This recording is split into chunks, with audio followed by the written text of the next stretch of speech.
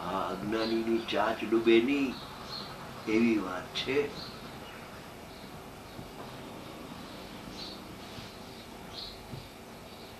જ્ઞાનમાં આત્મા જણાય અને કેવળ જ્ઞાનમાં પર જણાય. આ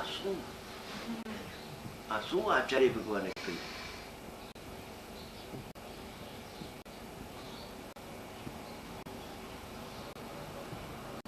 કેમ કે કેવળ જ્ઞાન અનાદિ અનંત નથી.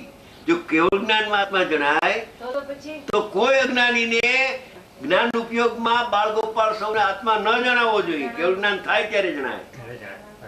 જ્ઞાનમાં આત્મા જણાય છે, કેવળ જ્ઞાનમાં પર જણાય છે. જા ભાગી જા.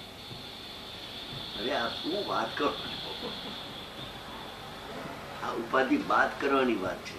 આ જ્ઞાનની ઉપાધિઓ છે બધી.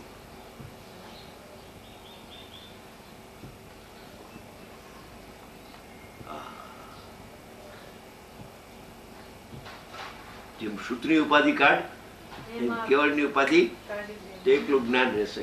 ઈ જ્ઞાન અનાદિ અનંત દેખાશે અને અનાદિ અનંત જ્ઞાનમાં અનાદિ અનંત જણાય કરે. અનાદિ અનંત. એના માટે મતિ શ્રુત ઉત્પન્ન કરવાની જરૂર નથી. ઉત્પન્ન થઈ ગયું છે. એ જ્ઞાનમાં આત્મા જણાય છે. જો મતિ શ્રુત લઈશ તો પર જણાશે, એમ આવી જશે. એ કાં સ્વપર પ્રકાશક આવશે. એકલું જ્ઞાનમાં તન્મય થઈને